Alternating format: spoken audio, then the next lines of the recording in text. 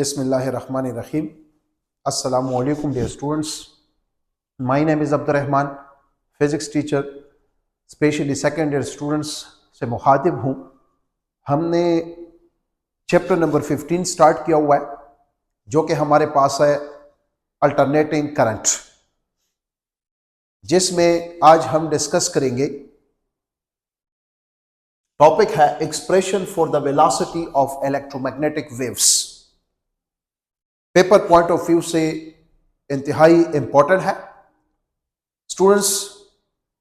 हम theoretically by using Maxwell equations speed of electromagnetic waves find करेंगे, which is 3 × 10⁸ metre पर second in vacuum. तो students, इससे पहले ऑलरेडी हमने पढ़े हुए हैं मैक्सवेल के 2 equations. According to Maxwell, whenever there is a change in electric field induced magnetic field, and whenever there is change in magnetic field induced electric field, ये जो है 2 मैक्सवेल के इक्वेशन मैंने लिखे हुए हैं ऑलरेडी। इससे पहले लेक्चर में इसको बाकायदा मैंने प्रूफ भी किया हुआ है। मैक्सवेल कहता है कि जब भी चेंज आएगा मैग्नेटिक फील्ड में with respect to time, as a result क्या प्रोड्यूस होगा? Electric field. और स्टूडेंट्स, इस इलेक्ट्रिक फील्ड को हम नाम देंगे induced electric field. Induced electric field वो फील्ड होता है जो प्रोड्यूस होता है चेंज इन मैग्नेटिक फील्ड की वजह से।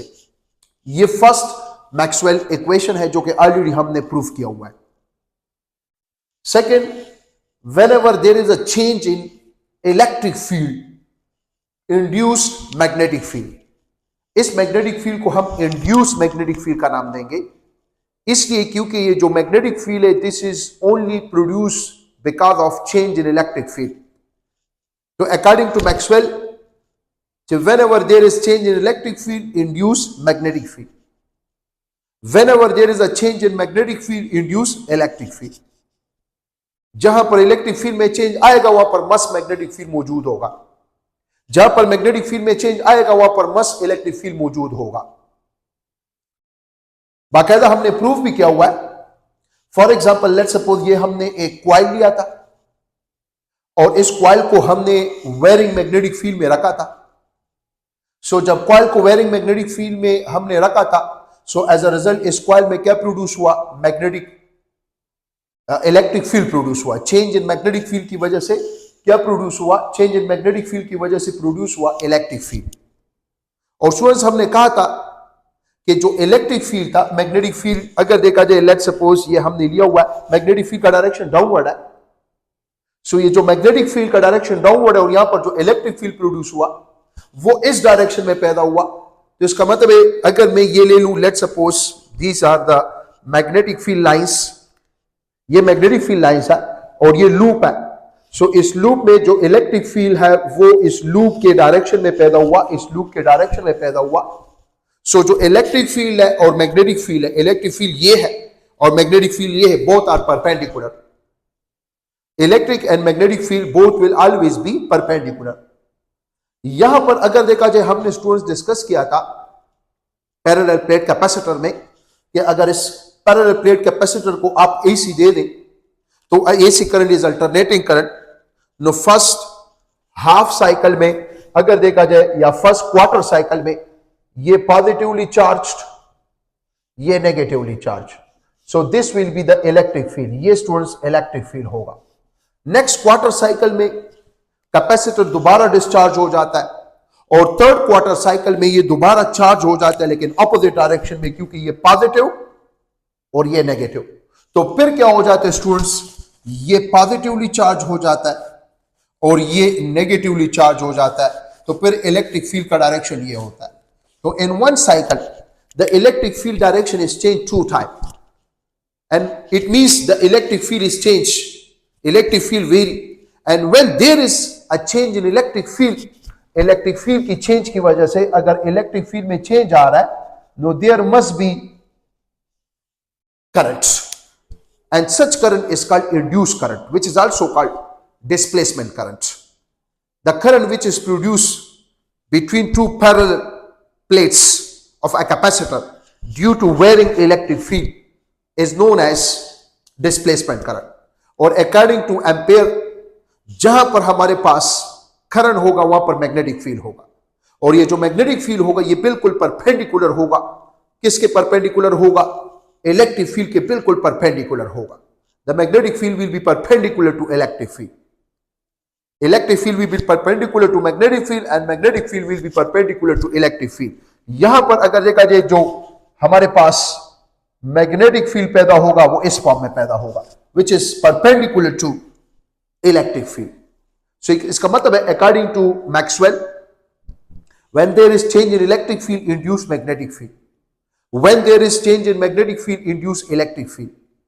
तो स्टूडेंट्स अगर देखें, लेट सपोज अगर हम बात करें यहां पर इलेक्ट्रिक फील्ड में चेंज आ रहा है और इलेक्ट्रिक फील्ड की चेंज की वजह से मैग्नेटिक फील्ड, यहां पर अगर देखा जाए मैग्नेटिक फील्ड में चेंज आ रहा है और मैग्नेटिक फील्ड की चेंज की वजह से electric field, so there is a variation between electric and magnetic field, और जब इलेक्ट्रिक और मैग्नेटिक फील्ड में वेरिएशन आता है, no sum of energy will be lost in the form of wave which is called electromagnetic wave.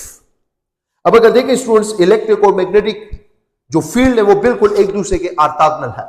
Late suppose this is electric field, this is magnetic field, this will be the wave propagation. For example अगर देखा जाए ये तीनों आपस में perpendicular है, अगर देखा जाए रेड, लेट सपोज ये इलेक्ट्रिक फील्ड है, ब्लू मैग्नेटिक फील्ड है, ब्लैक इलेक्ट्रोमैग्नेटिक वेव है। अब अगर देखें यहां पर मैंने ड्रॉ भी किया हुआ स्टूडेंट्स कि अगर हमारे पास let suppose this is electric field, अगर ये मैं इलेक्ट्रिक फील्ड ले लूं और ये मैं मैग्नेटिक फील्ड ले लूं, अगर इलेक्ट्रिक फील्ड, ये इलेक्ट्रिक फील्ड में इंक्रीज आ रहा है तो मैग्नेटिक फील्ड में डिक्रीज आए, electric field increase magnetic field decrease, electric field increase magnetic field decrease.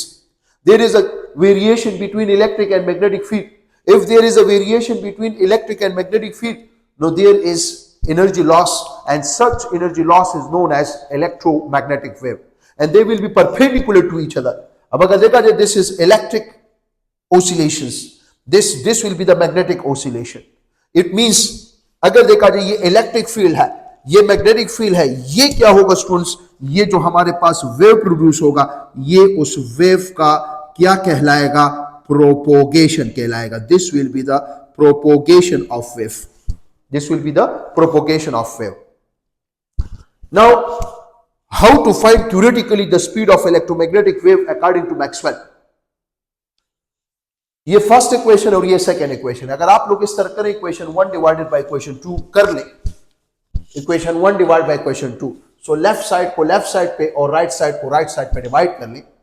No E by B is equal to first right side divided by second right side.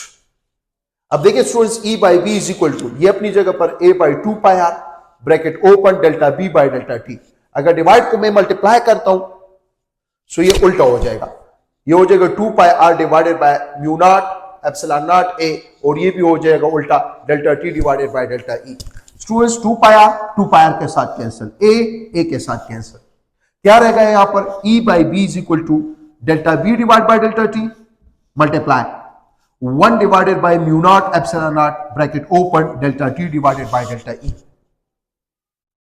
अब अगर देखें E by B अपनी जगह पर मैं इस तरह करता हूं, ये 1 bye epsilon not mu naught, इसको मैं बाहर निकालता हूं, साइड पे लिखता हूं, सो यहां पर रह जाएगा, अगर देखा जिसको इस तरह पे लिख सकता हूं, डेल्टा ये जो ऑपरेटर है delta divide by delta T, इसको मैंने अलग लिखा, बी को मैंने अलग ब्रैकेट में लिखा, लिख सकता हूं यस, दरमियान में है multiply.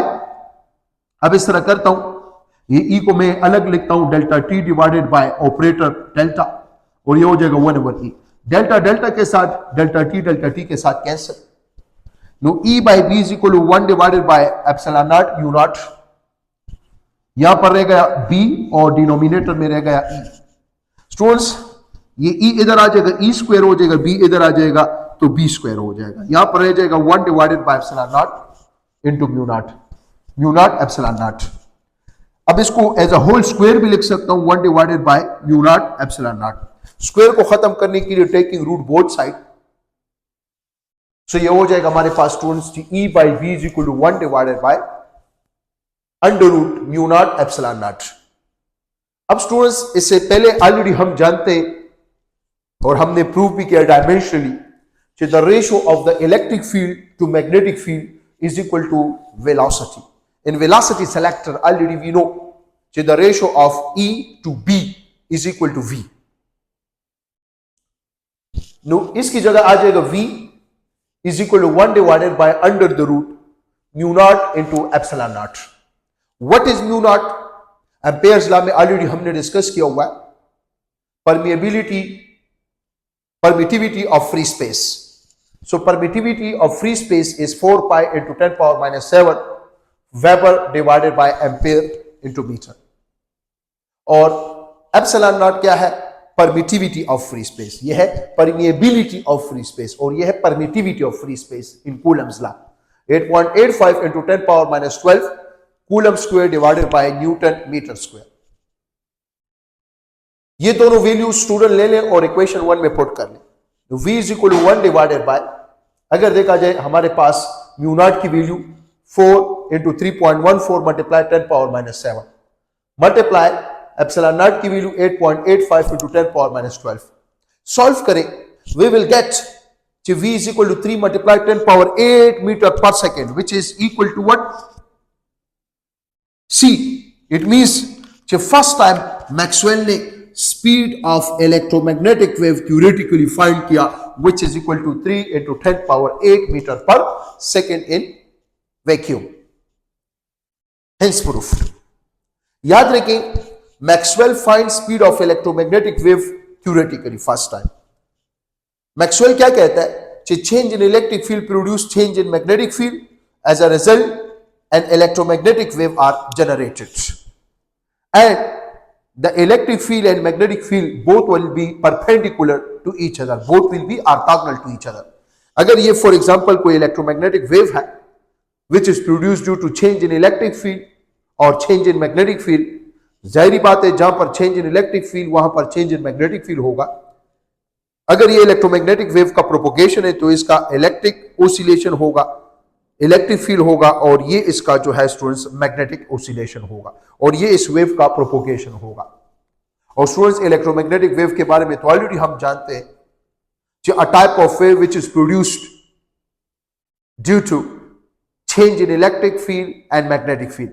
When there is a change in electric field and magnetic field, according to Maxwell there will be energy loss and there will be a wave generate and its speed is theoretically first time found by Maxwell. So v is equal to 3 multiply 10 power 8 meter per second. Students, हमने यहां से अगर देखा जाए ये भी कह सकते हैं ये जो E by V है ये ऑलरेडी डायमेंशनली हमने शो किया हुआ है इससे पहले चैप्टर में, वेलोसिटी के बराबर है बाय वेलोसिटी सेलेक्टर। और आपसे पूछा जा सकता है, अक्सर एमसीक्यू में आता है जो 1 divided by under root mu not epsilon not, what will be the unit? So ये तो हमारे पास वेलोसिटी के बराबर है और वेलोसिटी का यूनिट है metre per second. So 1 divided by under the root mu not epsilon nought is also metre per second, और डायमेंशन जो उसका होगा वो होगा LT पावर -1। सो स्टूडेंट्स, ये हमारा आज का लेक्चर था। इस चैप्टर में सिर्फ एक टॉपिक रहता है, वो हमारे पास है electromagnetic wave, it's frequency, its speed, it's wavelength, और इंशाल्लाह इसको हम नेक्स्ट लेक्चर में तफसील से डिस्कस करेंगे। किसी किस्म का अगर आप लोगों का क्वेश्चन हो तो आप लोग पूछ सकते हैं। अक्सर स्टूडेंट्स को कहते हैं कि सर हमें सेकेंड ईयर के लेक्चर्स जो है यूट्यूब में नहीं मिल रहे, मेरे जो यूट्यूब चैनल है मैसेज कर लेते हैं। सो स्टूडेंट्स, इससे मैं इंशाल्लाह जो है कल या परसों जब ये चैप्टर कंप्लीट हो जाएगा तो मैं एक प्लेलिस्ट इसका बनाऊंगा। सो जब भी आप वीडियोस को देखते हैं, चाहे फर्स्ट ईयर है, सेकेंड ईयर है, MD-CAT है, पेपर्स हैं पुराने MD-CAT के, तो आप लोग कोशिश करें कि आप प्लेलिस्ट की तरफ जाएं। प्लेलिस्ट में तमाम मवाद जो है वो सीक्वेंस से मौजूद है। Thank you so much, best of luck, खुदा हाफिज।